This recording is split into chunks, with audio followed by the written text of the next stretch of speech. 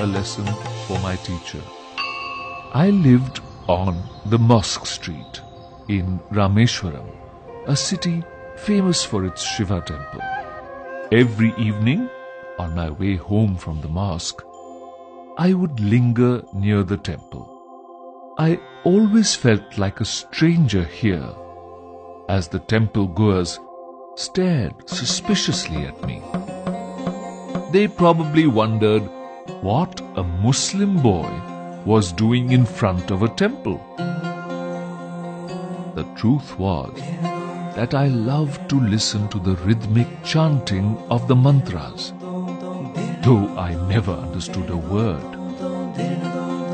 There was a strange magic in them. Of course, something else led me there. My best friend, Ramanath Shastri, was the son of the head priest. He sat beside his father at this hour, reciting hymns. Ram would steal a smiling glance at me from time to time. At school, Ram and I always sat together on the first bench of our classroom. We were like brothers.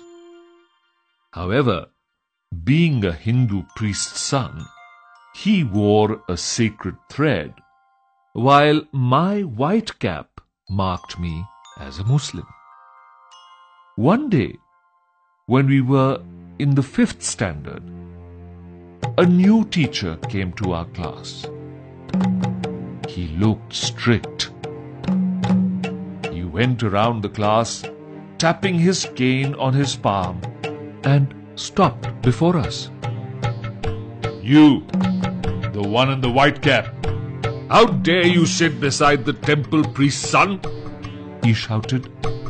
"Go sit on the last bench." I felt hurt. With tears in my eyes, I picked up my books and shifted to the last row. Ram and I wept together silently after school. We thought we would not be allowed to be friends anymore. When I reached home that day, my father looked at me and asked, "Were you crying? What's wrong, son?" I recounted the whole incident to my father, while Ram also told his family the same story. Early the next morning, Ram came running to our house and said, "Father has asked you to come to our house immediately." I was terrified. I thought I was in for some more trouble. We hurried back to Ram's house. My heart skipped a beat when I saw our new teacher standing there.